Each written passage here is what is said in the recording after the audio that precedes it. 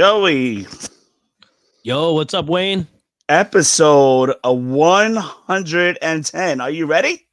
Let's do it, dude. I said, are you ready? I see what you did there. Are you ready? Agility from the champion. Oh, deep six. That could be it. Delivered this deep six.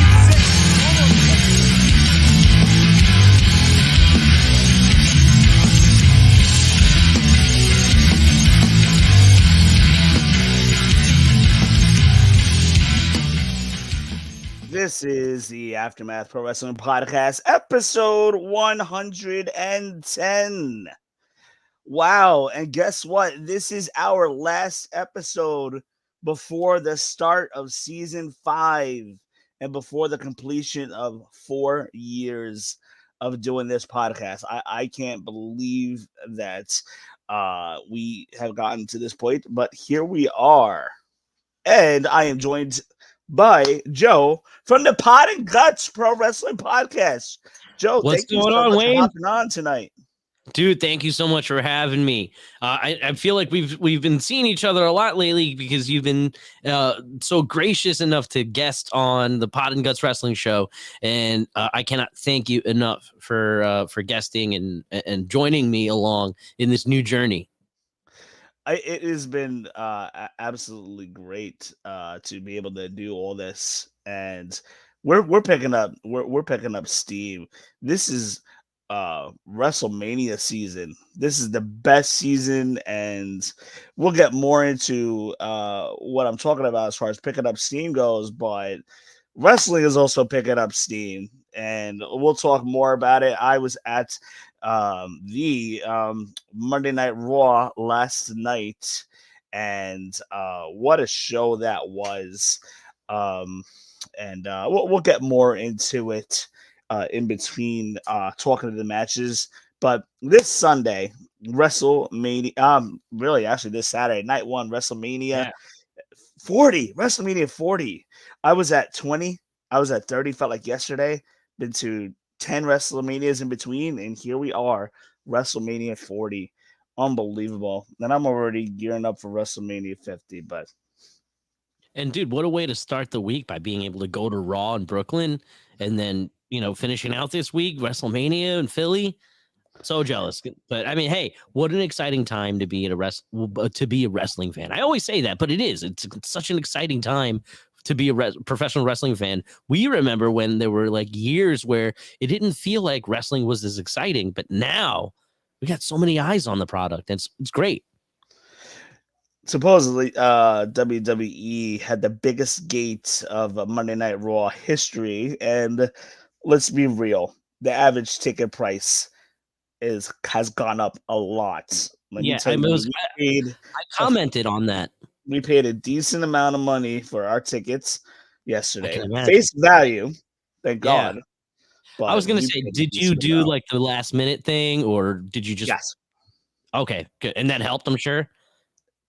It helped. So we did the last minute thing, kind of sort of how I planned it. Okay. But again, with Barclays Center, I always you're paying a lot more tickets open up and a lot more options open up after 6 o'clock. People don't know that or don't want to hear that, but that's the truth. It's 6 o'clock and on. Tickets usually open up throughout the day at Barclays Center. So if you get there early, well, we got there was not one person in front of the arena. So we got there around 3 o'clock. So we just kind of chilled for the day. And, we were like, what the heck of it? This is what's open now. Let's just get our tickets now so we can kind of just enjoy the rest of the evening instead of waiting till 6 o'clock. Sure. Had I been solo with another person, then, that has the resilience of waiting around like I do, we would have easily been able to wait till 6 and got more options for tickets. But we were 4th row, and then the people next to us that was supposed to be next to us, seats 1 through 4, didn't even show up. So we moved over 4 seats, and me and my friend Joe were on the railing the entire night. I was going to say, I saw you when The Rock came out, and you're like, oh, that's definitely the back of Wayne's head right there. You can't miss my gigantic dome. No, but you were right there, and you posted a picture from your seats, and like just being that close to all of the action, this close to WrestleMania, man, it's got to be. Oh, it was great, but it didn't just start Monday. Yeah. So, as you know, Becky Lynch started her book autograph signing last Tuesdays, and it was an all week tour. I couldn't make it last Tuesday to New York City because of work, and I wasn't going to ask for time off just for that. So, a day or two went by, and then I noticed Becky Lynch was doing a autograph signing in Madison, Connecticut, about a half hour east of um, New Haven, Connecticut, and I was like, it's Saturday, it's my day off. I've been spending the last 2 Saturdays working extra hours. Why don't I just enjoy myself and do this? $30, Joe, for What, book autograph signing and to take a picture. dude? People at WWE World are going to be spending $200 to meet Becky Lynch at WWE World, but I spent 30 and I was happy. I got my book. So You got your book. It's man, a signed copy, yeah, it's a signed copy. and you She got signed several it right pictures over with her too. here. Yeah, so you got that autograph right there, the man with her initials. Awesome. And then, it gets better. So I got a picture with her. So let's see if I have that up. Let me just find out from my producer if I have that up. Let's see. Here we go. Oh, here we go. Wow. And me with Becky Lynch. She's about 5'5" to 5'6". I was But gonna let me say tell she's you, yeah, she's skinny. But let me tell you, like I've been to autograph sessions where they kind of just like move you along, and I've Yeah. heard complaints. Like I've heard like somebody did a signing. A friend of mine did a signing with Batista, and like he didn't even look with Candice Michelle. And Batista didn't even look up. He just kind of signed and with the book alone, didn't even look up, acknowledge the Oh people wow. that was in front of him, and like he was just there, just kind of like going along, going with the motions. But Becky Lynch, like there was no, like as you can see here, there was no table between us. Yeah. There was no table there. She was basically standing in the open area, and she greeted us. I got a handshake, a hug, signed my book. I told her everything that I needed to say, and Yeah. she was very grateful. And get this. So I got the email. The email tells you, oh, check-in time is 11:45. Everybody gets a different check-in. I didn't go by the email. I got there by 10, let's just say before 10:30, but like Okay. 10:15, 10:30. Only 40 people or so ahead of me.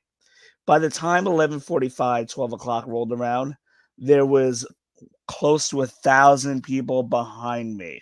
Oh my Hundreds and gosh. hundreds of people rolled around the building, and I'm like, "Thank God I didn't listen to the check-in time for the Yeah. email." I just went early because I just wanted to see what was going on, and I stood online, and they checked in everybody. They didn't even look at the time slots or anything, so it's a good thing that Wow. I did not listen because that would have been annoying. I had church Yeah. Saturday night, needed to get back to Long Island, so, that being said, Dude, that's awesome. that worked I out can't. great. I'm definitely gonna pick up a book of that book. I'm definitely gonna order the audiobook. It's she actually narrates the audiobook, and I can't wait to sit back and listen. And the audiobook's only about like 9 hours anyway, so it's not bad.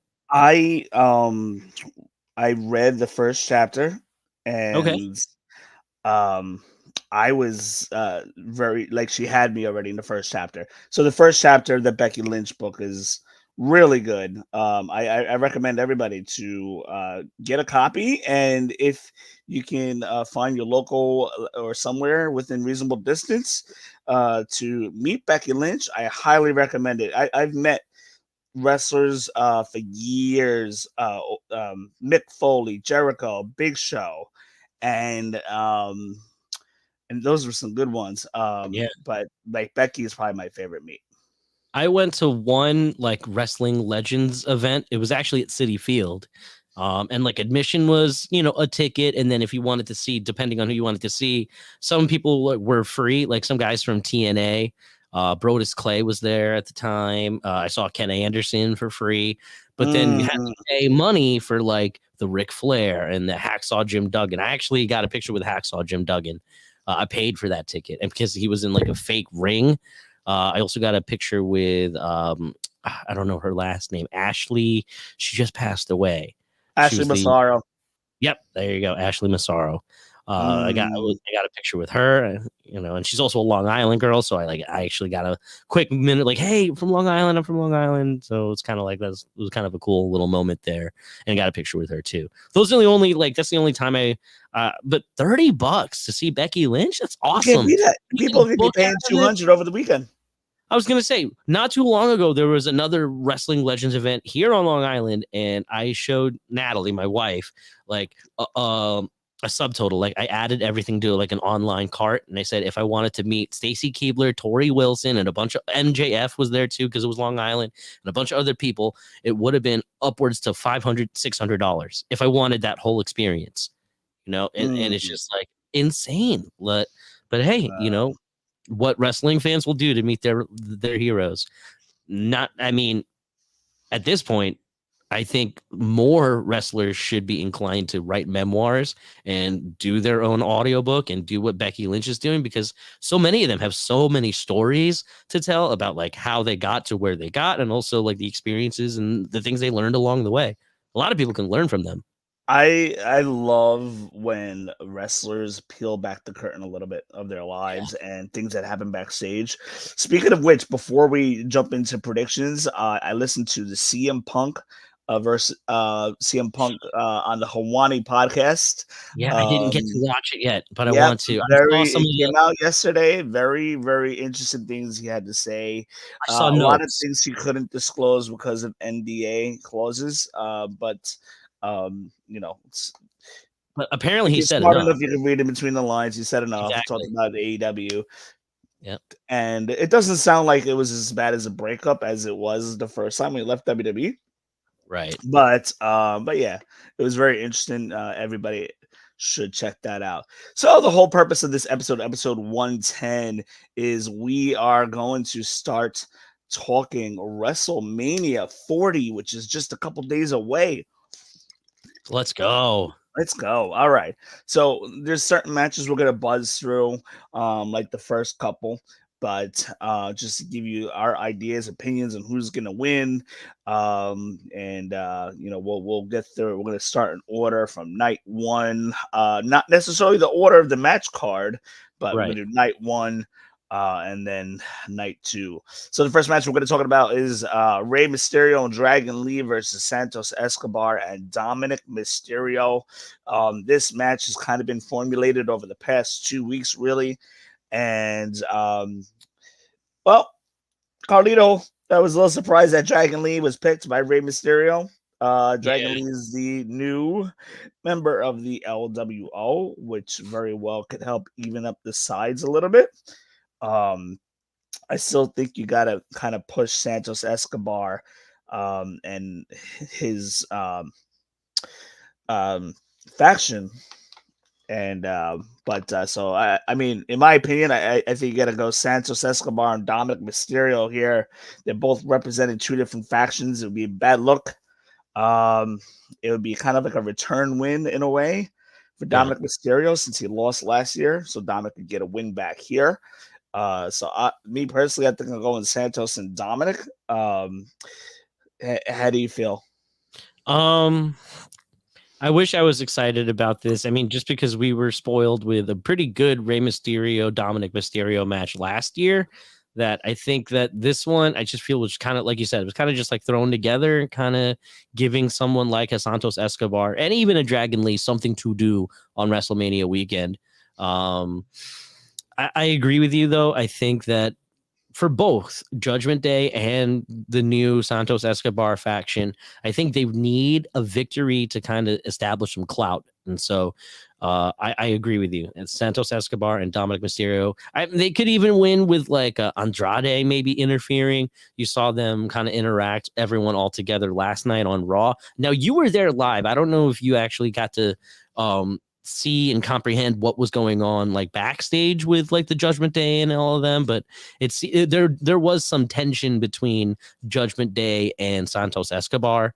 But I'm interested to see their dynamic. I'm sure that's going to be a whole thing like, oh, they're not really a team, but I don't know. Like I said, I think both of these factions need some to establish some legitimacy, and so I think a victory is the only way to do that.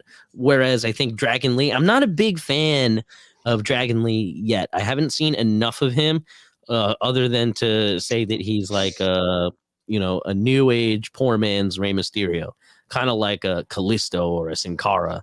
Both of those guys, of course, are very different in their own right, but at the same time, it was just basically like a filler for what Rey Mysterio was. Yeah. Dragon Lee, let me tell you, his work ethic is absolutely amazing. Yeah, I've seen a lot of highlights, and from what I see, I like it. I just don't want him to kind of just fall within the shadow of what Rey Mysterio was. It's so easy to pair them up and then to now kind of have him be lost in Rey Mysterio's shadow. But again, a good match is going to have him, set apart. Yeah, absolutely. Moving on, this match kind of formulated. I think we talked about a week or two ago. If it wasn't with you, with somebody else, about the possibilities of what was going to happen between Naomi and Bianca, and then their feud with Damage Control.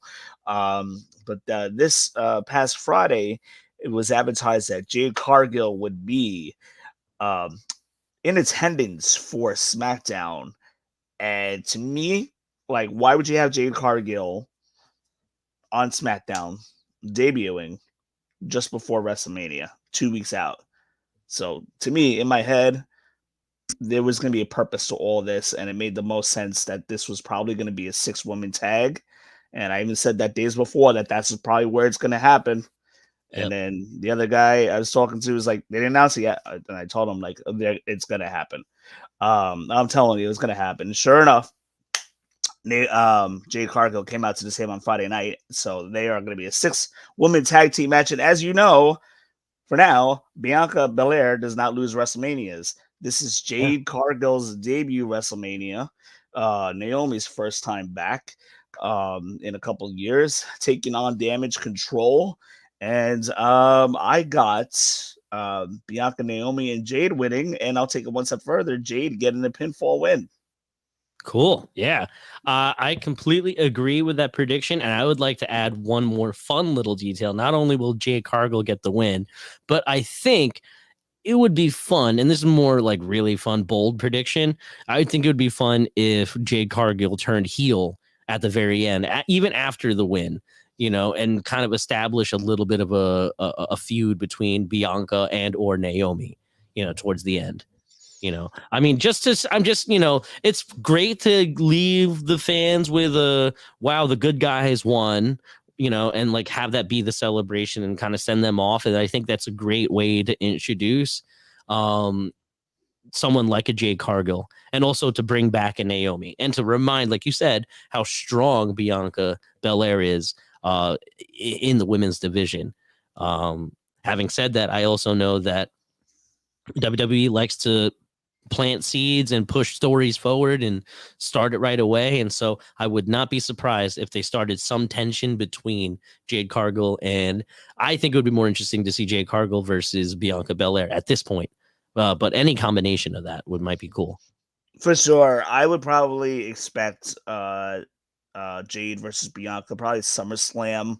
I'm really leaning more towards Bianca and Rhea for next year's WrestleMania. I think that's a big match there. So that's what I'm leaning towards, setting up for the summer. But you know what?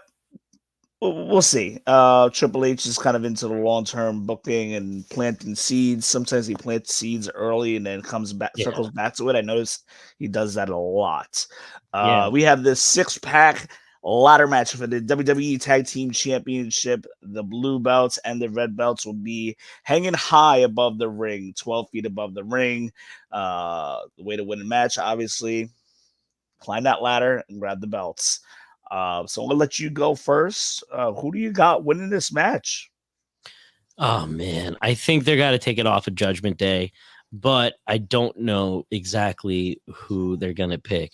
So they got who's in it so far? It's Judgment Day because they're defending, and then it's DIY, New Day.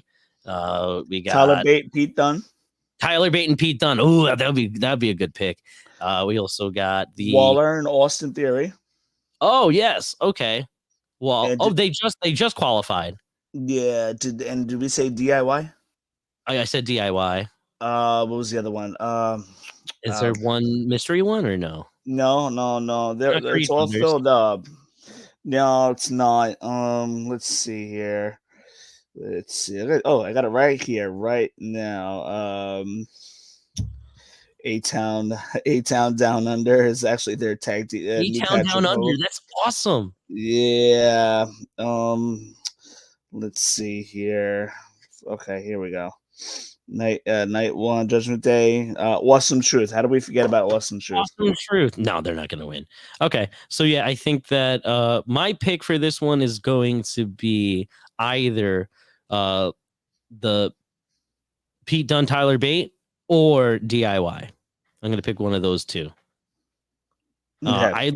I'm a big DIY fan. I just don't think that Vince McMahon was a DIY fan, and I think it's just been a slow burn to try to get them over. Maybe a good WrestleMania moment might be what launches them. I mean, they're great workers. I love their work in NXT, and I can say the same for Tyler Bate and Pete Dunne. And I love the work that they've been doing too, to reinvent Pete Dunne, to bring in Tyler Bate. In the matches that they've been putting on, a lot of these teams have been doing great. Some of the more legend-ish teams like Awesome Truth, even like a New Day, I think they're going to be there to add some star power to the match, but I don't think that they're going to win.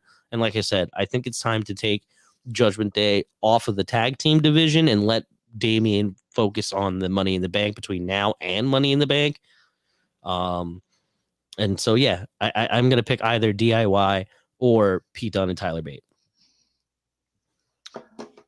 Okay, so there's been some rumors, and we got a comment regarding this of possibility of tag teams being split, which I think now is the proper time to do that because a couple years ago, when Vince didn't care about tag teams, there was literally no more than 2 or 3 tag teams in each brand. It did not make sense to have 2 separate belts. Mm-hmm. So, when the Usos lost to Sami Zayn and Kevin Owens for the unified tag belts, you would think that they would have created new belts for that, and instead of the red and the blue being carried around for over a year. But anyway, I believe that was done intentional with the idea that they were going to split them up eventually after they built up their tag team division, which they did. That has happened. Like, I feel like there's about 6 to 8 tag teams on each brand, and it feels like if you're gonna, I'm not the biggest fan of splitting titles, world title or tag titles. US IC is fine, but if you're gonna do it, I think now is the proper time, as Triple H has built up the tag team division. So yeah, Tim, the way they worded it, they're gonna split the titles this way. Yeah, I believe that's gonna happen. So I'm with you as my number one possibility of, and if it does happen, I have R-Truth getting his WrestleMania moment, grabbing one of the titles, not the both colors like he should, and that would be a whole thing where Miz will be like, "Oh, you're supposed to grab the 2," so he only grabs one, so they only win one of the tag belts, and then whoever climbs up the ladder for the SmackDown side, which could very well be Pete Dunne and Tyler Bate, is, I would say, would be a good option there. Okay. And that'll be the way they split it, because our truth is our truth. Because it's 2 different colors, and our truth won't know better to grab all 4.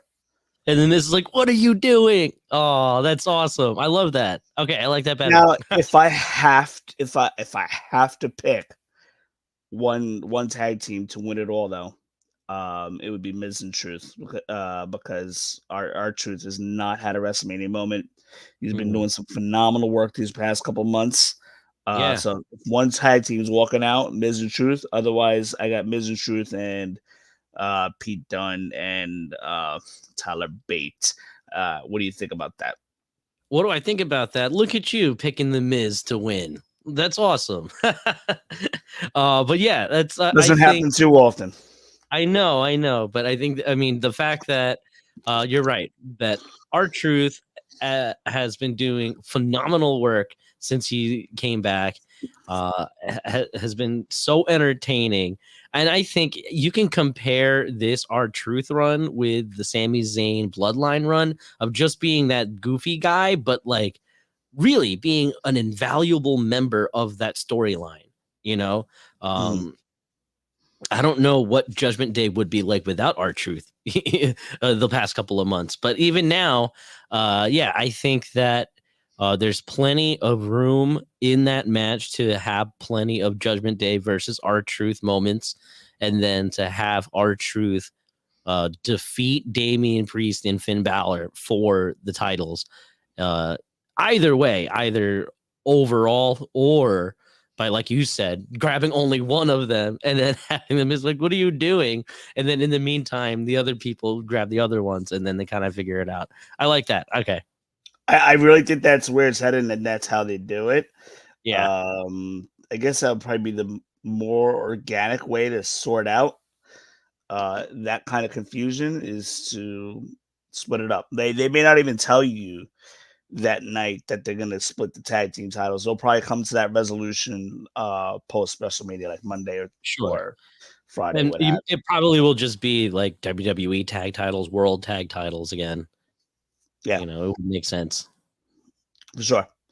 Okay, here we go. This is one match I'm looking forward to. We have Jey Uso versus Jimmy Uso. This has been in the works for a number of months now. We've basically seen this coming for about a good year or so. Um, this is the third organic. I'm not counting on Undertaker and Kane. That's Oh yeah, kayfabe. it's okay. This is the third time we're getting an organic brother versus brother match at WrestleMania. Happened at WrestleMania 10. Owen Hart and Bret Hart, arguably the best brother versus brother of all time. Matt Hardy versus Jeff, with Matt losing to Jeff Hardy at WrestleMania 25. And now we have WrestleMania 40 with Jay versus Jimmy. Notice the trend. You and I talked about it last week that the heels have won both Mhm. times at 10 and 25. Who do you got here? I'm going with the heel here. I'm going with no yeet, Jimmy Uso. I think he needs a win to legitimize himself because of how far and away Jey Uso has jumped out of the shadow of both being a tag team, a tag team wrestler in the Usos. It's already hard enough for people to establish a singles run. Now Jey Uso has not only done that, but done it pretty well. And so I think Jimmy Uso needs to establish some cred with a win over Jey Uso. But that's what I got. I mean, I can understand, everyone going crazy for Jey Uso. He is very popular and he is a great worker. Jay is And over. Let me tell you, last yeah, night, yeah, absolutely. It's got to be oh, that so was fun. You see fun Pat for that McAfee for doing that his thing quick. too. Phenomenal, phenomenal. Jay Uso has gotten over a lot. Um, I'm gonna, I think I'm gonna go Jimmy Uso here, but like later on in night one and in night two, as we expect a lot of shenanigans. Yeah, it I could be a believe heel finish. Solo Sikoa is going to get involved here, help out Jimmy, and I think Jimmy gets the win here. I feel like it's a little too obvious that Jade's the favorite. Yeah. Um, so I don't expect a clean sweep exactly. The Bloodline winning every match. Um, I'm gonna have to go Jimmy here for I this hope so that they to start making things look bad before it looks good on night 2. I hope that they pay homage to WrestleMania 10 and WrestleMania 25 somehow. Like let's say just like Owen and Brett, they might start with like, oh, anything you can do, I could do better type of storytelling. Kind of like You doing know like what? Honestly, when people think brother versus brother, they're automatically gonna think Brett versus Owen more than Matt versus Jeff, for yeah, sure, for sure. yeah. And And also Matt and Jeff have wrestled other times as well. I think back at Broken Matt Hardy, during his TNA run, like he had run-ins with Jeff Hardy during that time, and so we have seen them go at it before. But this is definitely very special, like Owen and Brett. People will yeah, definitely remember this. Owen and Brett, in my opinion, was the greatest opening match of WrestleMania history of all time. Do you In my think this opinion, one's gonna open? I think it could. I think it very well could open for sure. Either this would open, or I think the world title match will open. And they'll bookend the shows. Night 2, Oh, yeah, that they'll could happen. bookend. Um, I'm sorry. Both world title matches are night 2. I think Yes. Jay Uso and Jimmy Uso will be one of the first 2 matches. Yeah. Yeah, I think they can do that. The IC Championship, we have Gunther defending against Sami Zayn. Gunther's been champion for over a year and a half now, over 600 days.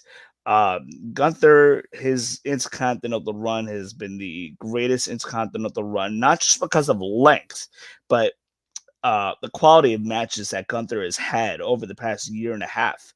Whenever that bell rings, Gunther is must-see TV on Monday nights and whatever show he's on. He's had the most 4 stars or more matches out of anybody in WWE over the past year. Bangers with Sami Zayn, Mm-hmm. Chad Gable, Bronson Reed. You had a Yep. banger with him. Ivar, Ricochet. Sheamus, The Drew list goes, McIntyre. oh my gosh. Like, yes. So this is one of the greatest Intercontinental title runs I've ever seen as far as Mhm. quality goes. The in-ring work, amazing. Now, you have Sami Zayn. I feel like this was a little bit more forced. I felt that Chad Gable should be in this spot. It's more organic for him to be in this spot to go against Gunther. Whatever their reasoning is, they had to give something to Sami Zayn for something for him to do because he won the tag team championship last year, main He main eventing. evented. So you have to give him something this year. You can't have a big fall off and not give him a featured match. Anyway, he delivered last year. So they're building him up. I feel like I have like the Rocky training vibe with Mickey training Rocky. Did you get that vibe on Monday Night Raw Absolutely. with Chad Gable training Sami Zayn, beating him I up in the thought it ring? was And so, like, this has me wondering that maybe Sami Zayn does pull this out and they have like some kind of Rocky finish. yeah. I first of What do you all think? that I mean, could this end in like a double count out? Like they're both knocked out or oh, something?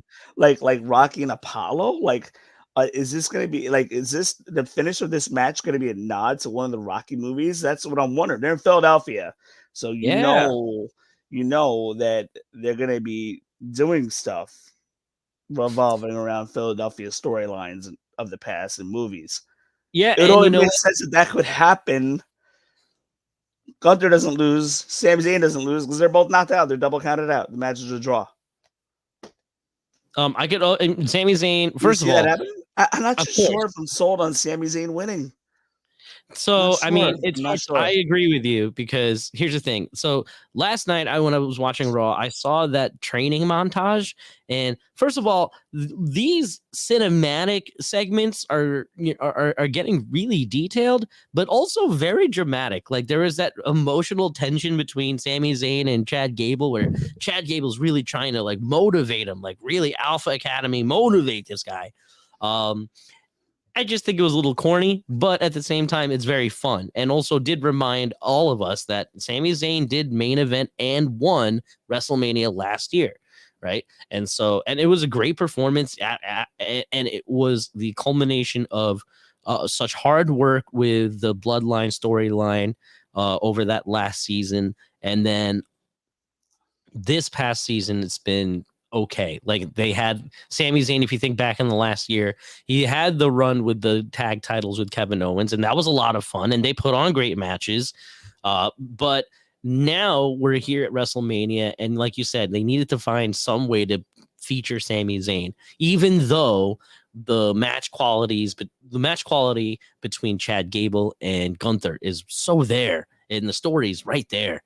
And to keep Chad Gable this close to the storyline, I feel like there's going to be some tension between Gable and Sami Zayn at some point. And I think it might be really good future feud over the IC title at some point. But here's my prediction for this weekend. I think that Sami Zayn is a legitimate enough person, and they're building him up, especially in the storyline of like training him, and he's overcoming his fear. That's the big thing. Is like, I'm afraid that I can't beat him, right? But at the same time, I think it's going to be a story of overcoming a fear, overcoming an obstacle, and Sami Zayn, representing the underdog. Whereas I think Gunther, giving him all of his flowers of a well-deserved champion, I think he's on to bigger and better things in the future. I think that, not to say that the IC title isn't bigger or better, I'm just saying that in terms of the things that Gunther has not done yet, I think that leaving the IC title behind and looking towards, let's say, a main event picture, I think that's where Gunther's got to go next. And I think maybe some time away from the IC title picture. I mean, this time last year, I was hoping for Gunther to hold the IC championship and taking it to WrestleMania and recreating an Ultimate Warrior type thing of putting up the IC title with a world title and making sure that like both of those titles are like in that main event scene. However, we're here. Cody's got to finish his story. Seth is very busy with Cody and Drew McIntyre, so it's not like Gunther can go for the world title. And so I think that right now Gunther's going to lose the championship, and maybe if he takes time off or whatever, comes back and focuses on a world title feud. And I think, hey, a Gunther Cody feud to kind of reignite that moment of Royal Rumble, I think that might be really cool. There's a lot of dream matches with Gunther because, again, I don't want to say the IC title's limiting him, but again, it's always been used as the jumping off point for these types of champions to go to that world title picture. And again, Sami Zayn is the perfect guy to kind of hold the title too. I've told everybody for the past 6 months now.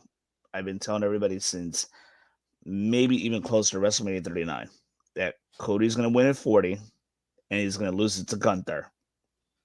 Cody's going to be the bridge between Roman and Gunther. Timeline wise, I'm thinking anytime between Survivor Series and next year's WrestleMania for sure. I think that's what's going to happen there. Now, and also to your point, they had a very good moment. Really, they had good moments the last 2 years, but specifically Royal Rumble 2023. They had a great moment, and the fans were eating that up as Cody and Gunther being the last two guys to end the Royal Rumble, with Cody thrown over Gunther and Cody getting the win for the Royal Rumble 2023. Ever since then, that image has been on my mind since the beginning of 2023.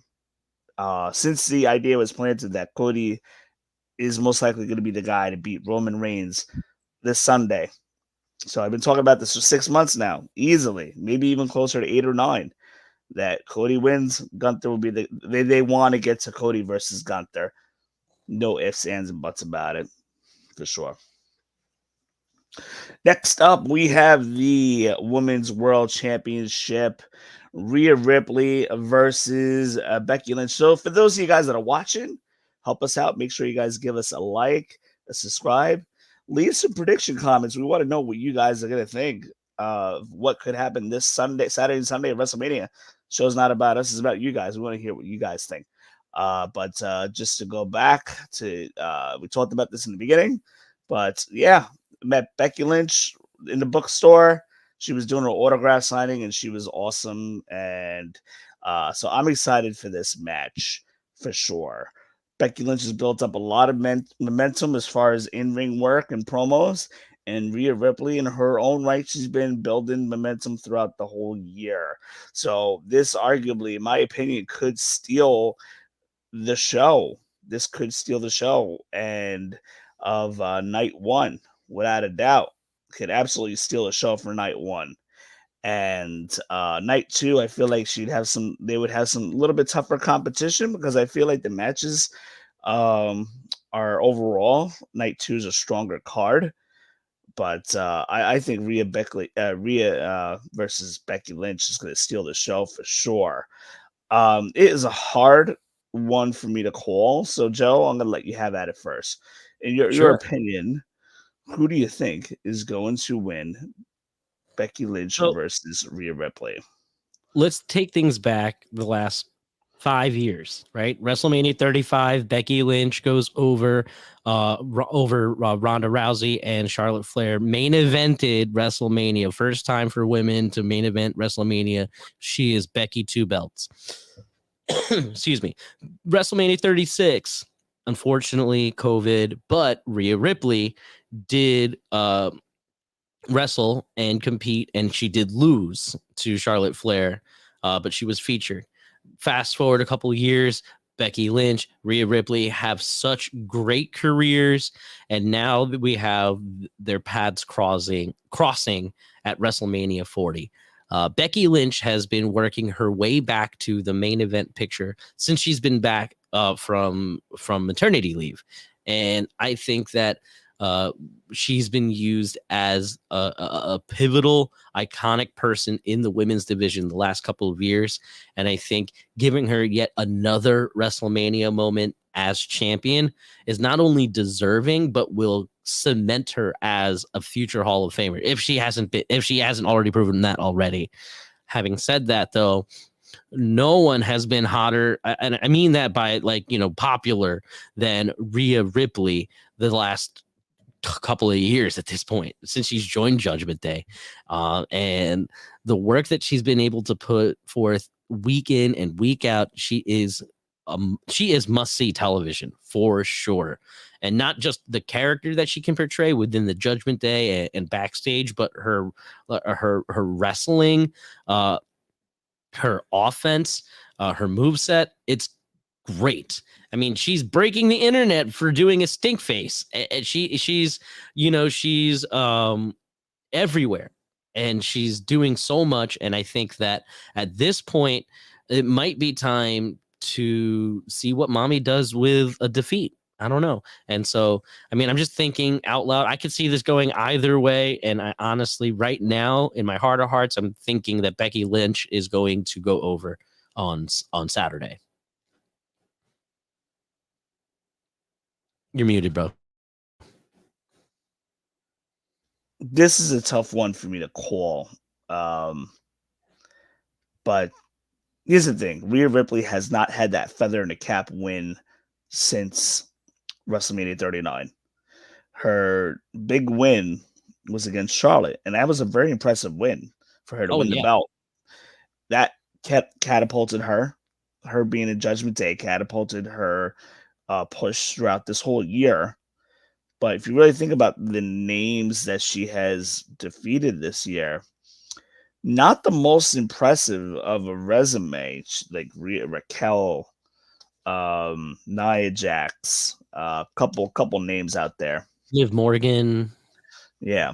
So Natalia, there've been random world heavyweight matches, and you're right. She's not had that big win yet, and I feel like Rhea Ripley could pull out this win and really cement her run as women's champion. As if 1 year isn't enough. And I get that, but she hasn't had that big win yet. And I think Rhea Ripley would benefit most. You could always have that title change in a few months. You don't need to have a Gunther run or a Seth Rollins lengthy title run with her. Um, Also, they have planted seeds with Rhea Ripley and Liv Morgan, which I believe they're going to start that within the next couple weeks after WrestleMania. So that leads me to believe that Rhea's probably retaining and Liv Morgan would be the next contender. Um, I'm also wondering if Becky Lynch is going to take a little bit of time off, if Seth takes a little bit of time off um, to heal up. Also, Becky Lynch only has 2 more months left on her contract. She has not re-signed a new contract yet, and I believe she will, but she hasn't yet. So we got to keep that in the back of the mind. So I'm gonna say 55% Rhea wins, 45% Becky loses. So like 55% chance that Rhea wins, or 45% chance that Rhea loses for sure.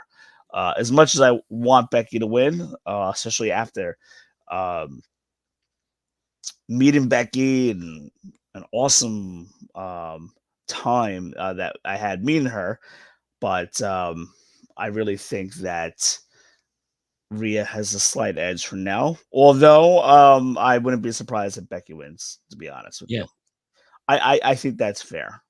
I think that's fair. Yeah, this is hard to call, and you know what? You can't And even I go think by this match is going to seal the show for night you one. can't even go by the crowd too, because the crowd's hot for both of them, and like as much as everyone loves mommy right now, when Becky Lynch is on the mic and she does some of these like mic drop moments, it's like the crowd loves it. They eat it up, so it's like it's hard to kind of predict where we're headed.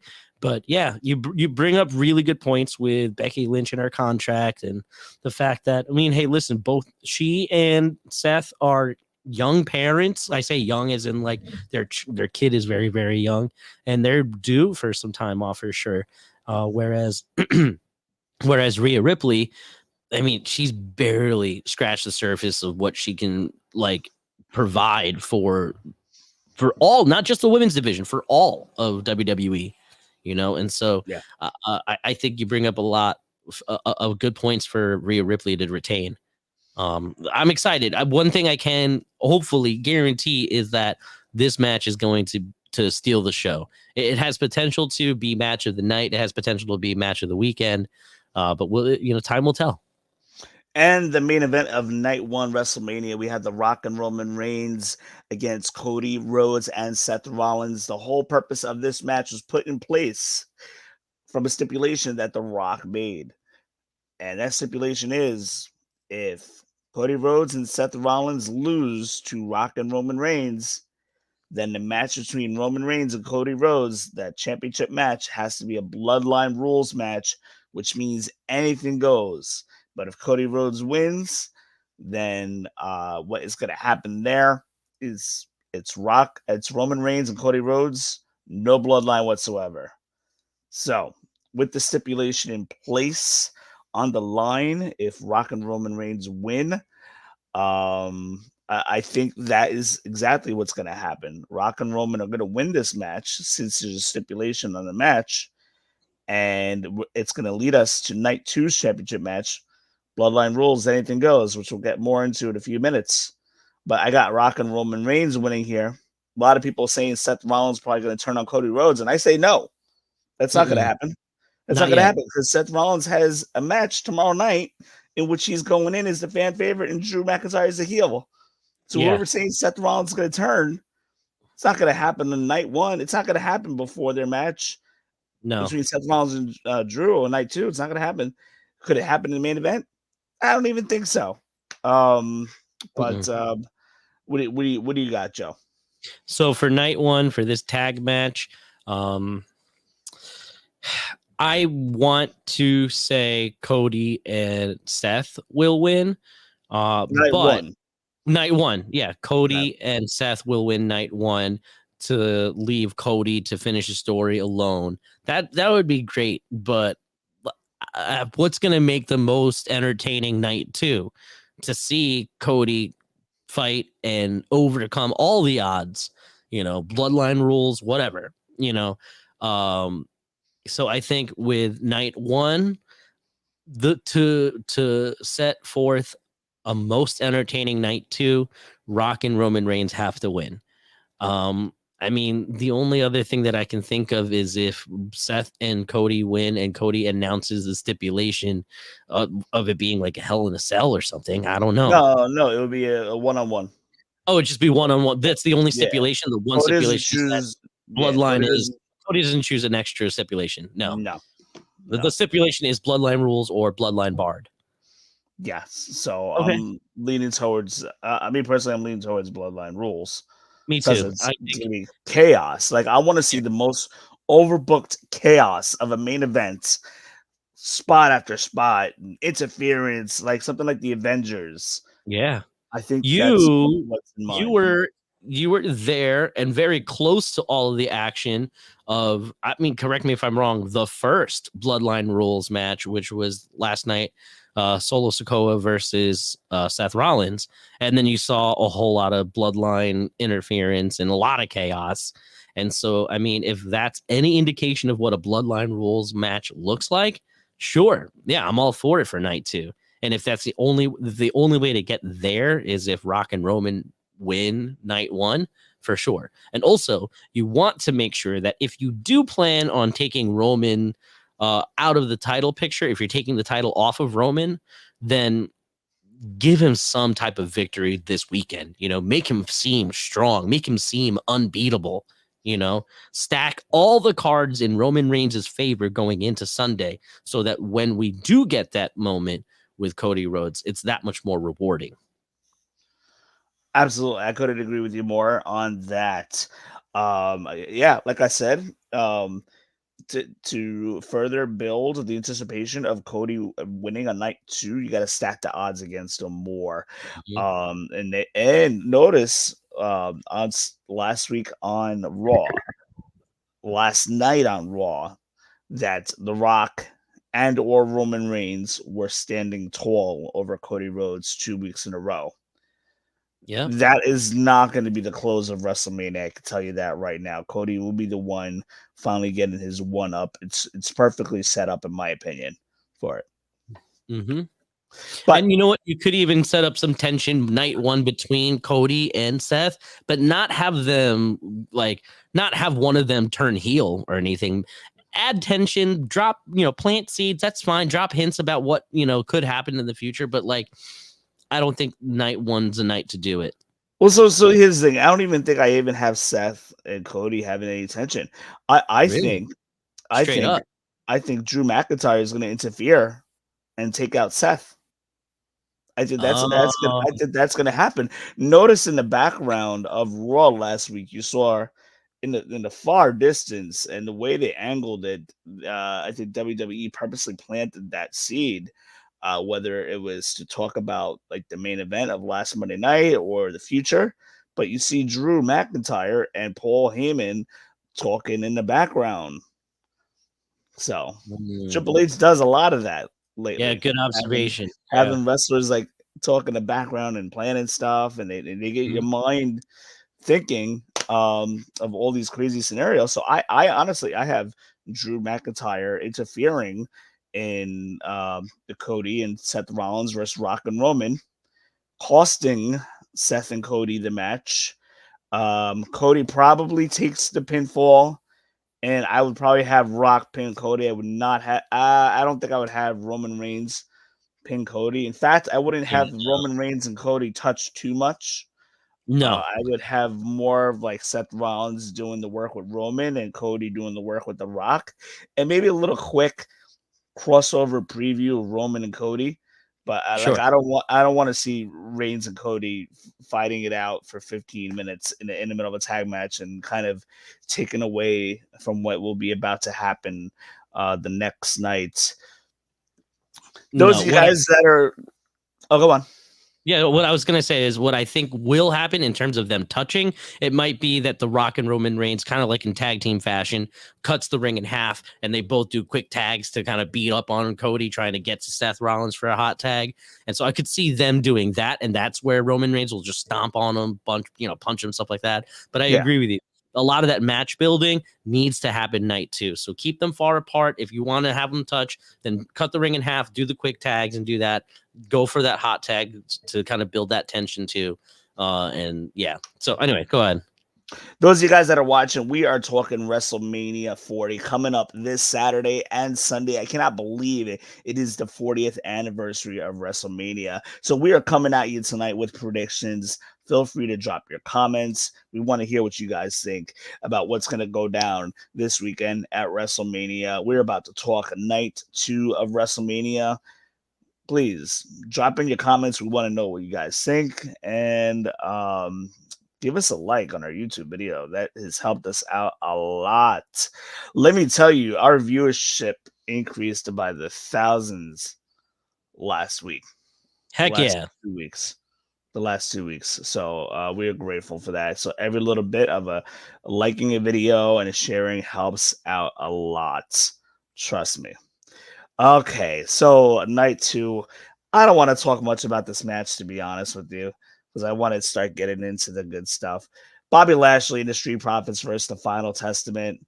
Man, I have not really been invested in this feud too much.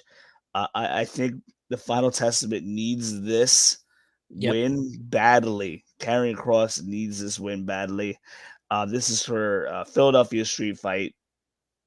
6-man, 3-on-3. This will be utter chaos. I don't know where this is going to be placed in the match. If I have to guess, maybe a second or third match. It could be the breather match of the night. I don't know, but I think Final Testament needs this win more. Who do you got? Yeah, I agree, and I'm a big fan of Authors of Pain and Karrion Kross. I like the work that they did in NXT, and I like the potential that they bring to SmackDown.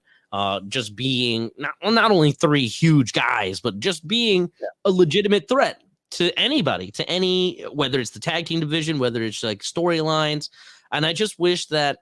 And again, I also feel that very similarly to Bobby Lashley and the Street Profits. I respect all of these guys, but in terms of booking and in terms of storytelling, there's so much overshadowing this storyline.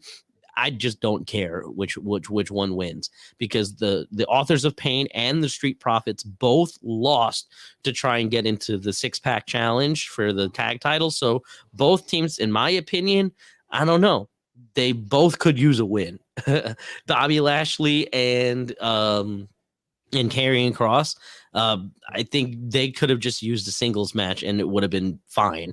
But having said that, I do agree. Overall, the Final Testament, as the newest stable that's been established, just slightly younger than Bobby Lashley and the Street Profits, only by a couple months.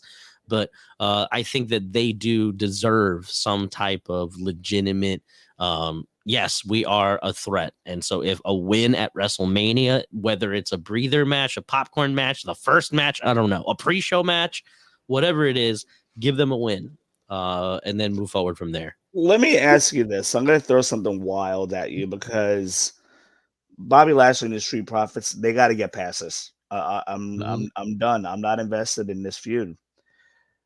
Yeah. How about Final Testament comes out and attacks Cody Rhodes on Monday Night Raw the night after to start a new program?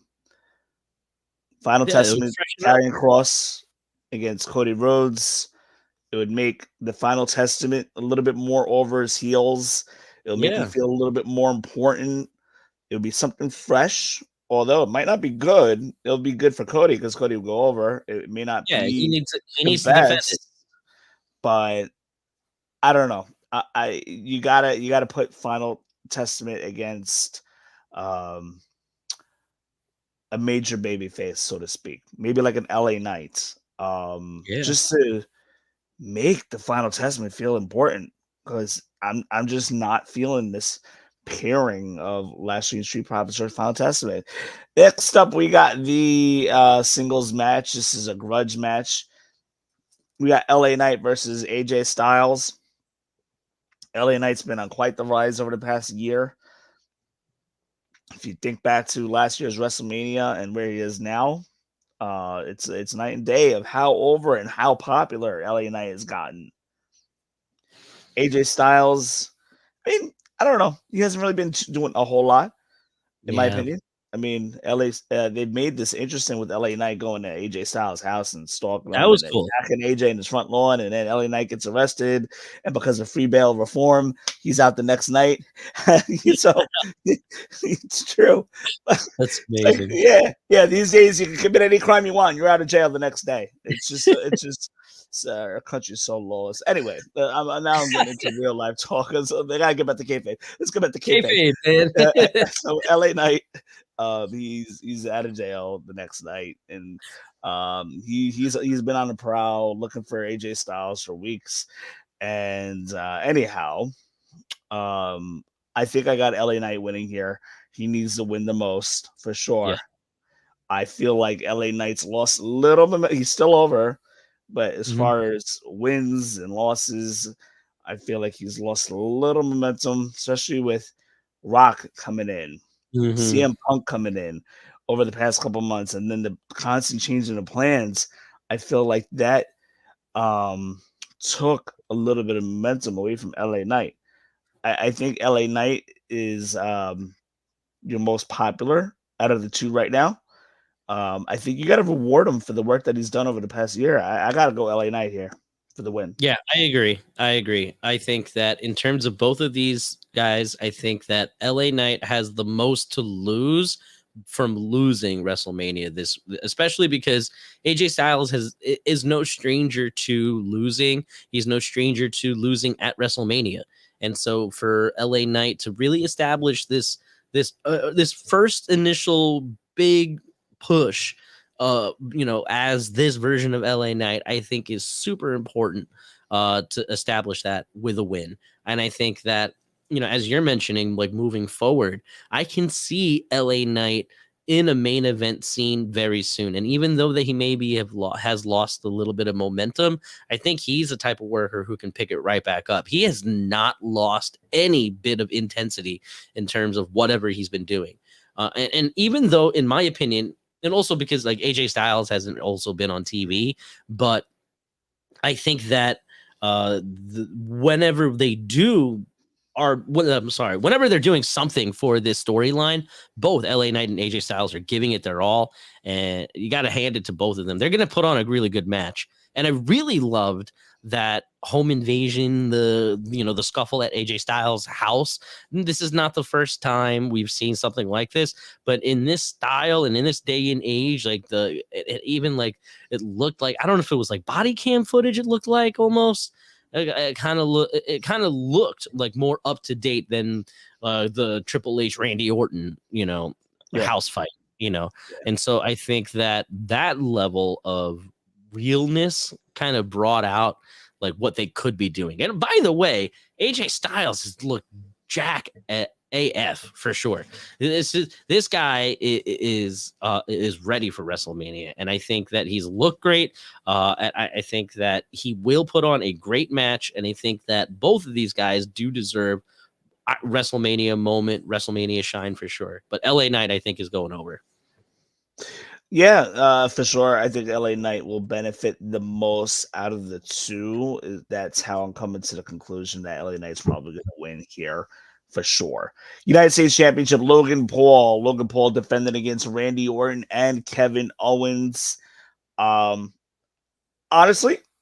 I think this match is going to serve two purposes. Logan Paul is going to win here, and also it's going to set up a Randy Orton versus Kevin Owens feud going into Backlash.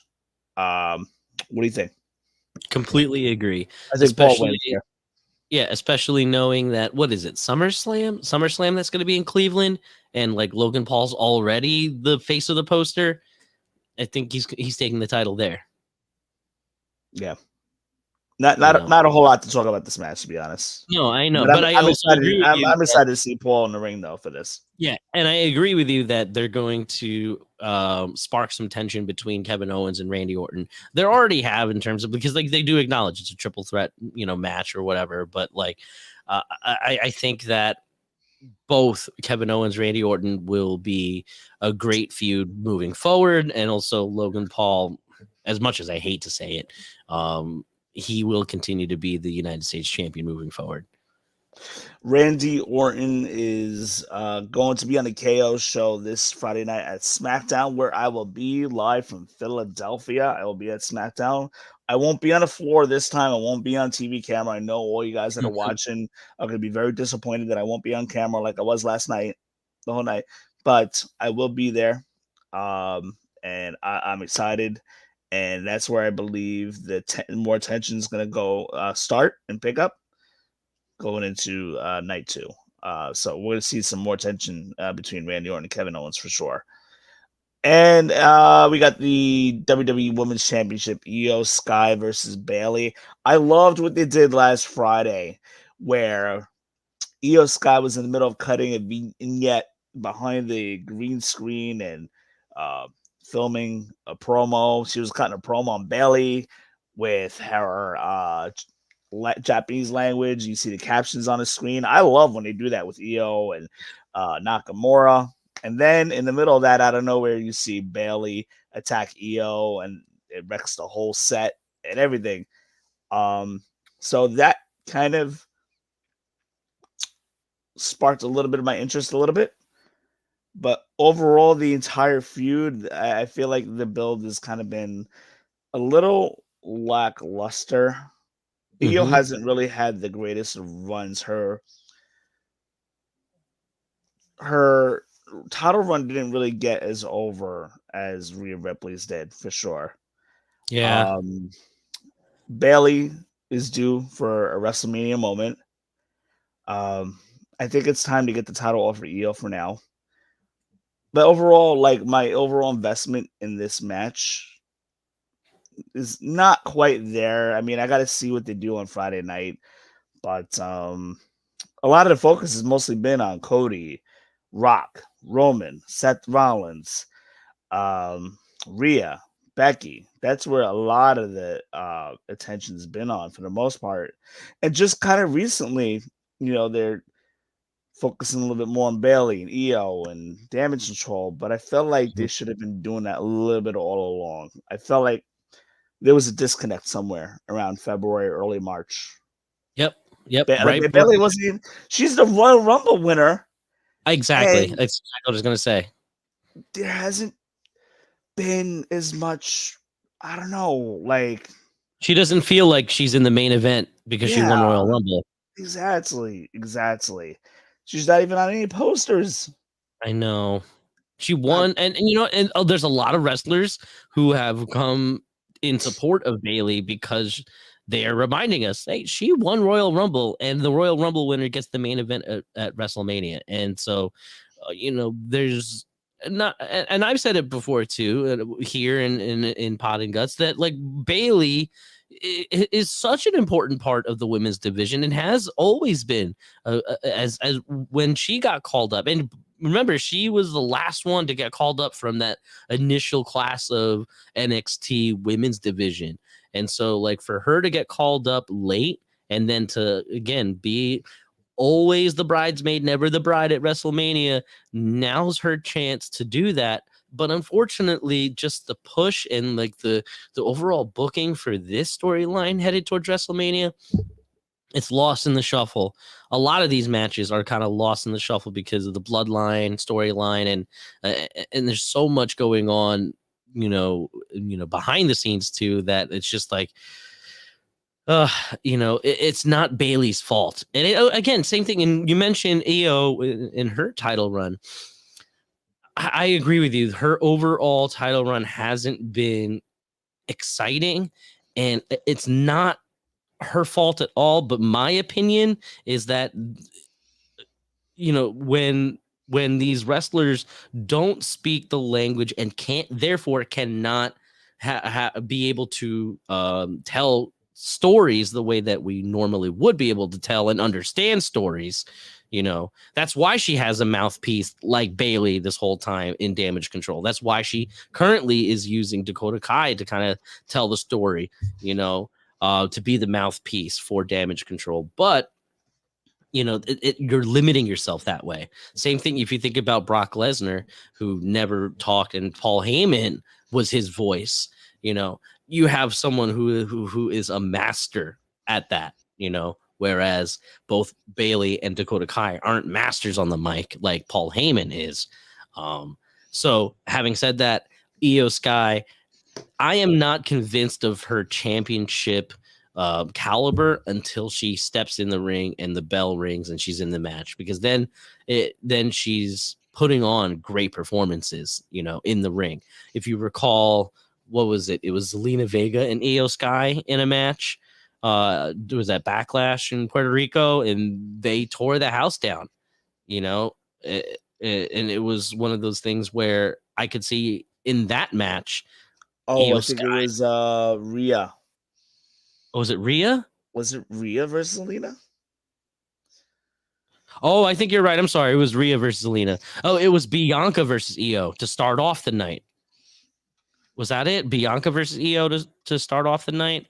I'd have to go back and look. But I just remember Io Sky just She's had some good matches.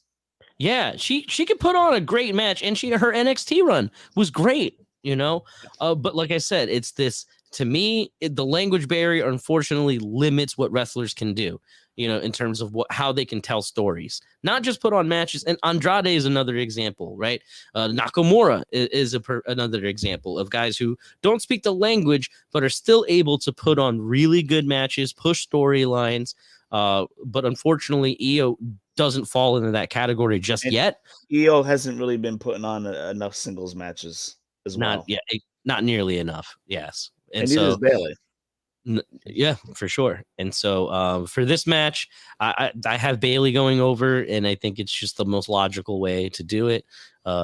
She's more than deserving of it, and so that's where I'm headed with that. Let me ask you, does since this is a separate night, does Jade, Bianca, or Naomi clear out Damage Control from this match to make it Io Sky versus Bailey?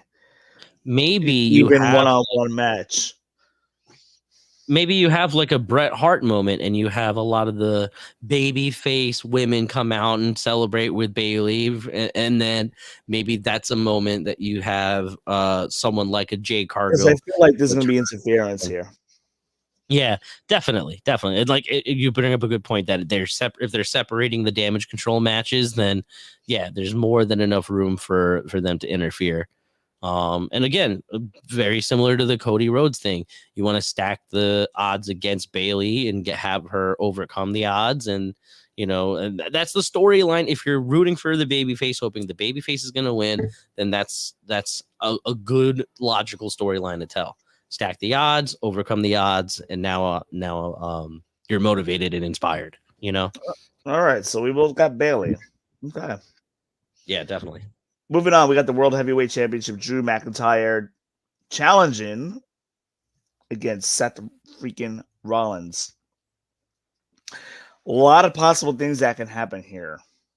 We already told you, we predicted a few minutes ago that Drew McIntyre is probably going to come in and interfere and cost Seth Rollins and Cody Rhodes their match, further instigating the feud going into the next night with Seth Rollins versus Drew McIntyre. So we got that going on there. I think it's a little bit more obvious if one of these two are walking out of WrestleMania with the World Heavyweight Championship. I'm leaning more towards Drew McIntyre, just for the simple fact that Seth might just want to take some time off. He looks pretty good on Monday Night Raw, and it's on at least kayfabe record that Seth has been cleared. Mm-hmm. But in real life, he probably needs a little bit of time off. And I'm not talking about MJF time off. MJF will probably be another few months. And he's already been off for 3. I'm talking Seth might want to take 8 to 12 weeks for himself. That's not long. He'll be back before SummerSlam build. So That being said, for that reason, I kind of have Drew winning. I feel like the Seth Rollins um, current title reign has taken its course, not as much as Io's title reign with her belt, but I feel like Drew's on a hot streak right now, just with Mhm. his promo work. We know he can go in the ring. Now, here's the other thing. So, like I said, if it's Drew versus Seth, one on one, and no cash-ins or anything, I have Drew winning for sure. But I have the feeling that Damian Priest is gonna play a factor in this match towards the end of the match when both Drew and Seth are knocked out, or maybe after the match is over. But I would think for a heel cash in to take place, I would do it during the match, kind of like a WrestleMania 31, when both Mm. Seth and Drew are knocked out, and have Damian Priest cash in and insert him into the match, make a triple threat, and then everybody have at it. Who wins? Whoever it is. I think you should probably go either Drew or Damian Priest walking out champion. Hmm. Drew, I mean, he's kind of sort of owed a reward for the work he's been doing, For and sure. also due to the fact that he carried or tried to carry the company during the COVID era. So I Yeah. think this would kind of be giving him one back in a way. He So won a I title have with an Drew empty as the crowd. favorite. Yeah, I have Drew as the favorite here, but kind of like a little bit of a narrow favorite in a way because we have the Damian Priest Money in the Bank briefcase still hanging around. Hmm. If you really want to start something new, I would probably go Damian Priest, and because you're gonna have Drew McIntyre feuding with CM Punk over the summer. Now, does that really need a title? I don't think so. No, at this point, no. I No. think it's organic So enough that they can have a grudge match. Not to mention CM Punk's going to be on commentary, so he might yeah, get in the mix. he might get in the mix and screw over somebody too. Now, here's the thing: the Money in the Bank briefcase theory. I don't know if I sent you this on from TikTok into to your Instagram, but there's a theory that Judgment Day, Finn and JD McDonough gave Damian Priest this new Damian Priest Senor Money in the Bank purple version of the Money in the Bank briefcase, which doesn't have the real contract in it. Huh. Maybe Damian Priest never looked. And meanwhile, Finn Finn's had it the has whole time. the green Money in the Bank hanging out in their little clubhouse stored away. And maybe he's ready to kind of prevent Damian Priest from cashing in his briefcase. And Finn comes out with the green briefcase and That's walks fun. out champion. That's fun. Hey, listen, Now, I'm a big Finn people Balor be fan. calling this again. I don't believe anything on TikTok. I don't believe half of anything, but they do present a good theory that maybe Finn Yeah. Balor pulled a fast one on Damian Priest a couple months ago, and we might see the payoff of that. Maybe not. What Wow, do you I like think? Do you think they take it that far, or do you think they just keep it as is and Damian Priest just cashes in? Hey, listen, I'm a big Finn Balor fan, so anything to put Finn Balor close to the main event picture, cool. I'm all for it, but I think that's a little silly and a little too much. Because I that would be a do, good swerve. however, very much appreciate the idea of Damian Priest doing a Seth Rollins from WrestleMania 31 and inserting himself in the match, making a triple threat and making it that much harder for Seth Rollins to retain. And how poetic would it be if Seth Rollins lost the title in the same way that he won the title 9 years ago? Yeah, and here's the thing. Damian Priest, not many people are talking about this. As far as I know, I'm the only one talking about it. But Damian Priest and Drew McIntyre were going back and forth in the holidays, costing each other title matches and wins Mm-hmm. of, with Damian Priest attempting to cash in, but Drew stopped it, and Damian There was Priest tension distracting during War Drew. There Games. was there was tension there for a few months, and they've Mm-hmm. kind of kept that quiet. They've taken the emphasis behind commentating, talking about the briefcase. They've gotten away from Drew and Damian Priest interfering in each other's matches. So is it possible that this is a valid reason for me to believe that Drew McIntyre and Seth are going to get cashed on by Damian Priest? Yeah, I mean, listen, Pretty anything can valid, happen. right? Pretty Yeah, pretty valid. I absolutely. mean, they were Anything costing can each happen in other this for moment. months, and then they haven't. They've been kind of like WWE's kind of like making you kind of forget a little bit that those two were distracting each other over the holidays. Yeah, I mean, like I said, I think it's time for the world title picture to have new faces, both world title and the universal title. I think both titles could use a little bit of a facelift, and especially if we're ushering in a new era of professional wrestling, a new era for WWE. I think that having a lot of these options, CM Punk, Damian Priest, Drew McIntyre, you can throw in a Gunther, Finn Balor. You have guys on the Raw roster who can definitely carry a main event picture. And any one of these guys could take the title off of Seth. Seth might also retain. Now, here's another thing, and not to jump ahead, but part of me, especially with how Seth Rollins and Cody Rhodes have been teaming up and working together, do we see a recreation of the Eddie Guerrero Chris Benoit moment and have both champions raise both of their titles at the end and with the confetti and whatnot? Like, can we see a moment like that? Is that too obvious? Is that not setting up enough for the future? I don't know. And if that's the case, then Seth Rollins has to retain. We'll jump to that in a second, but I Yeah. like where you're going with that. I like where you're going with that. I don't really see it, and I'll tell you why. Right. And I I got it. only I got bring that it. up because, like, in my head, if I want to have a picture of what WrestleMania could end like, we have seen it end in a way where both champions are celebrating at the end to celebrate with the fans. Great.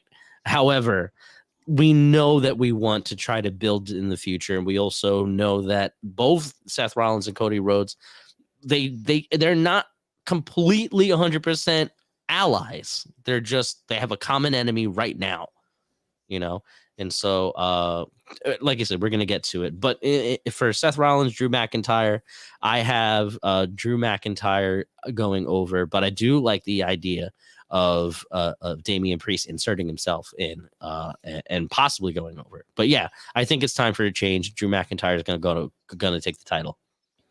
For those of you guys that are watching live, please feel free to join our conversation. Comments, leave your comments, like our video. I see a number of people hopping in and out, but be sure to like our video, and we want to hear from you guys what you guys think of who is going to win which matches. And thankfully, we are at the main events. We are going to talk about one of the most anticipated main event matches in quite some time. So stick with us and listen to our predictions here. Like our video, give us a share. WWE Championship, Roman Reigns defending against Cody Rhodes. He has been a champion through WrestleMania 37, 38, 39, and now entering 40 as current WWE Universal Champion. So I've been talking about this for almost 1 year now. I have podcasts. I have people that I've spoken to off camera about this way before any podcast was talking about this, of the possibility of Cody Rhodes and Roman Reigns once again at WrestleMania 40. When I saw WrestleMania 39 going off the air, I'm like, this can't be it for Cody Rhodes. We have WrestleMania 40 a year away. The big one, there was really no logical reason, in my opinion, for Cody Rhodes to lose at WrestleMania 39 unless they had a bigger moment in store. Sure enough, in my mind, I'm thinking, yes, there is a bigger moment in store. There is a bigger moment, a bigger stage than WrestleMania 39, and that is WrestleMania 40 in Philly, of all places. So, my prediction to wrap it up in a nutshell is that you got to have the biggest moment. There's no bigger moment than you could possibly do right now at WrestleMania 40 than have Cody win, have the confetti go down, have Cody's wife, have the Pharaoh, the dog, come to the ring because The Rock was making fun of his dog. Heck, apparently, according to CM Punk, AEW is not even official business.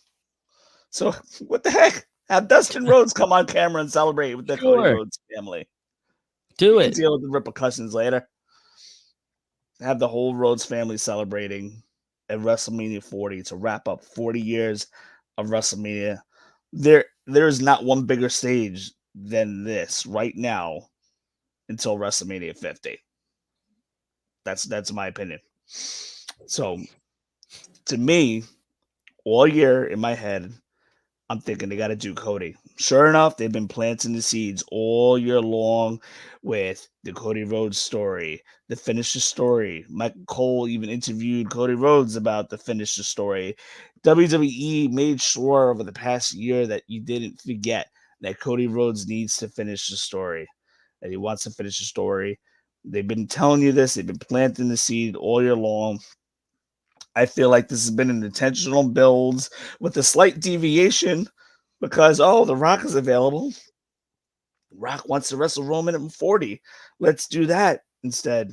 After they planted the seeds for Cody versus Roman, they realized that with the WWE fan backlash, they were not going to be happy with Rock versus Roman. Not at this event. At another event, sure. But the most organic feud and match, Cody versus Roman. It's time, Joe. It's time. I'm very tired of Roman holding that belt and not being there. We know that when Roman does lose this title, it is going to catapult somebody major, major rocket ship to their back. And Cody Rhodes is the most ready, primed face in the company to be the guy for the next couple of years. And I got Cody Rhodes winning. Now, the fun part of all this is how do we get there? But I believe most of the fans believe that this is Cody Rhodes' WrestleMania. Just think about how WrestleMania 10s ended, how WrestleMania 20s ended, how WrestleMania 30s ended with Daniel Bryan winning, 20 with Benoit and Guerrero winning, 10 with Bret Hart winning, with the celebration. It's just only fit to do Cody Rhodes winning the championship here, celebrating on his own with his family. Then maybe you have some of the guys come out. But before I add more to that, Joe, how do you think this is all going to go down? So I have a couple of ways that I think it might happen. There's something okay, so there's an ending or a moment at the end that I want to happen. And again, I kind of mentioned it already. It's that recreation of the Eddie Guerrero, Chris Benoit moment where the two champions are celebrating, all the fans are going crazy. And it kind of almost adds to that Daniel Bryan moment, from WrestleMania 30. And again, great magical moment to kind of usher in, the next, 10 years of WrestleMania. However, that is something that I want to happen. Do I think it will? Probably not. Is there a possibility, and I haven't heard anyone really talk about it this too much, but is there a way for Cody Rhodes to have a Stone Cold Steve Austin WrestleMania X7 moment where he does like a heel turn and cheats to finish his story. Will he be that desperate to finish his story that he will do anything by any means to get that, even if it's to Well, it's cheat? bloodline rules, so anything goes. Well, So that's true. If it is we're, bloodline rules, we're assuming that it's probably happening. okay. So if it is bloodline rules, then they just need to cheat, right? And he can win with a weapon. He can win Everything is whatever. on the table. Yeah. Everything. that's true. Rock made it. Rock is saying if Rock and Roman win, assuming Rock and Roman win, that anything goes. And this is Mhm. where the creativity starts. The only reason why I think about that moment is because I just saw, like, I think, just like on this day in WWE history type of thing, that you saw, I was reminded by the moment of Stone Cold Steve Austin turning on everybody and siding with Vince McMahon and turning heel and pretty much ending the Attitude Era, and having that moment really end cap, WrestleMania X7, which, by the way, is regarded as one of the best WrestleManias of all time, especially with the feud between The Rock and Austin. Very much like, fast forward to now, to, I guess this is what, 23 years later. Wow, 23 years later, Rock is still in the main event picture, tied to the main event picture of WWE. He's going to be there at WrestleMania this year. And I think that it would be a cool moment to see a different side of Cody Rhodes. But do I think that's going to happen? I don't know. I like the idea, like you said, of Cody Rhodes overcoming all the odds and giving us the moment we've been waiting for quite a long time. Even a year ago at the press conference after WrestleMania, people were already complaining Triple H, and already Triple H at the press conference said, just keep watching. And even on the Pat McAfee show, The Rock said, just keep watching and enjoy the ride. Right. Last night, he told all the Cody crybabies in Brooklyn to just keep watching and enjoy the ride. And so I think that's all we got to do at this point, Oh, so sorry to interrupt you. Yeah, So please go for it. one little thing is yesterday. So as I mentioned before, I was on the guardrail the whole entire night, and I flashed my shirt. I was like, it had Cody Rhodes on it, Claim the Kingdom. I'm flashing my shirt in Roman Reigns' face. And this is after they went off the air for commercial. Mhm. And Roman Reigns gives me the side eye. He looks at me and he does the Cody Crybaby motion. I'm like, you idiot. That's amazing. Yeah, so he looked dead at me. Oh man. But anyway, yeah. I told Roman like 6 days left, man. That's what I was doing Yeah. each time he passed me. 6 days left. So so here's my theory. Okay. They're gonna do this Avengers style. The stipulations there. I'm 99.99% sure that it's gonna be bloodline rules, night 2, Cody versus Roman, where anything goes, no disqualifications. We're gonna have the bloodline, everybody, Solo, Jimmy, The Rock, helping out to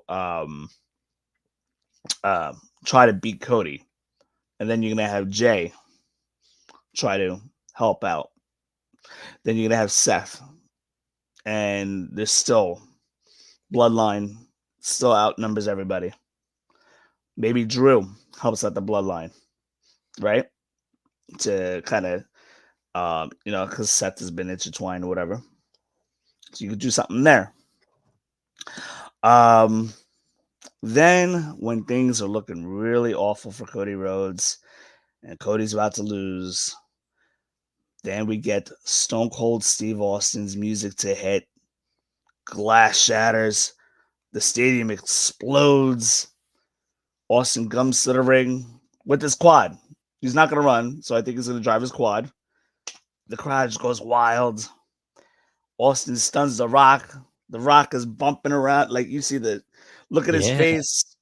He stuns the Rock. Rock is out of the ring. Bloodline is cleared.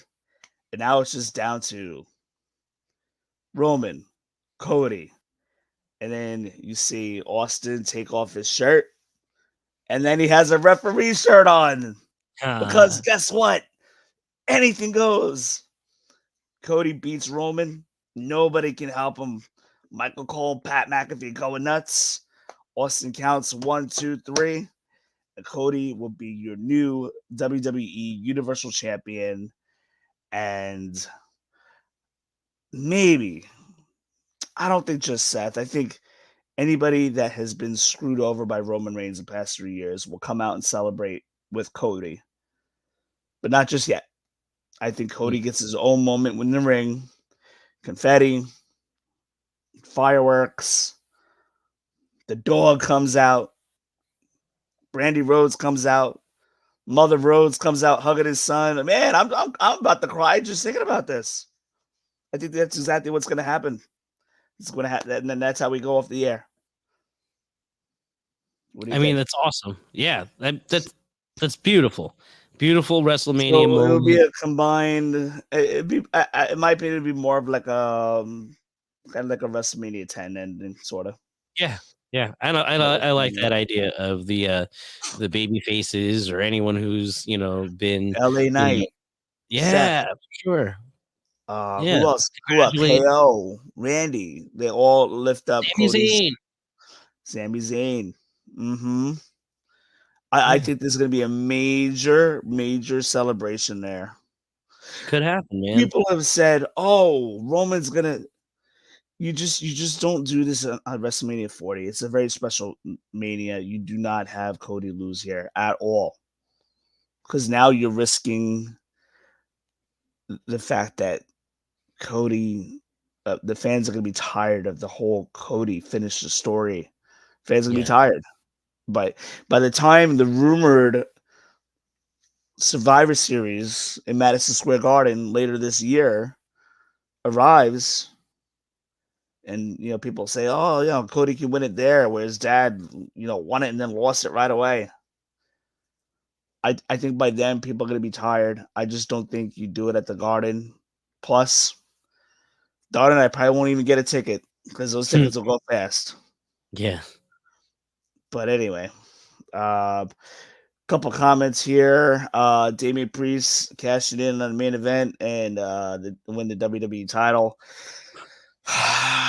No, definitely not. I mean, if it does happen, nobody saw it coming. I think this is a sarcastic, like kind of I'm not too sure, like, if this is like even serious or if this is like your fantasy booking. Do you remember the last time The Miz did that? I don't think it was WrestleMania, but The Miz recently, not too long ago, cashed in, finished a pay-per-view as champion. Yeah. Nah, I don't think though. Yeah, I don't. Not for 40. Not for 40. It doesn't fit. You need to have, like you said, you need to have the moment. Damian Priest would have mega heat, nuclear heat the next night. On Raw if that were to happen. But no, that's wild booking, to be honest. But I think he fits more in line with what's happening with Drew and Seth. I think that makes a lot more sense. So you snuck into ringside seats at Raw last night. That's awesome. Barclays Center is a very hard arena to do that, so you probably were good. I used to do that at the Garden all the time, but the way the Garden's set up now, you can't even get from one level to the next. It used to be one staircase going down all 3 levels, and you could easily get around the Garden. But now it's you can't do that in the Garden. Very hard to do that in different arenas nowadays. I used to move down a lot in my younger years, but of going to wrestling events, and it was a lot of fun. But to be able to sit in your own seat peacefully and not have to worry about being bothered or being afraid of an usher trying to get you out is a lot better. And I recently did that for Disney on Ice. I took the kids to Disney on Ice, and we saw like the first act, and we saw that there were no one down towards like the very, very front. And so we went down towards the second act, and it was perfectly fine. But if you could do that at a wrestling event, all more power to you. That's great. Yeah, especially in the New York arenas are a little bit hard. UBS, I've been to UBS like 2, 3 times. I'm not really 100% familiar. Probably it looks a little easier to move down, the way it's constructed, but you can see Austin and Cena. How I don't think, I don't think Cena gets involved in this one. Um, yeah, I think it's better fitting. It makes most sense for Austin to stun the Rock because of the nostalgia purposes. I don't think Cena jumps in on this one. Will he be at WrestleMania? Yeah, probably. Yeah, I just don't know if I see it. I mean, I can see it. this main event's going to be overbooked as it is. Like, this is Yeah. going to be crazy. This is going to be this is going to be nuts. Yeah, it's gonna be Um, chaos. you never know. So okay, so Bloodline Rules is gonna be chaos. Go ahead. Yeah, sorry. on one side you got Roman, Rock, Jimmy, Solo. All right. The other side you got Cody, Seth, and And Jay. and Jay for now. Then you possibly throw Drew McIntyre in to help out. I don't know, maybe Sami Zayn. I don't know, but like just those guys alone I mentioned, they're already outnumbered. Yeah.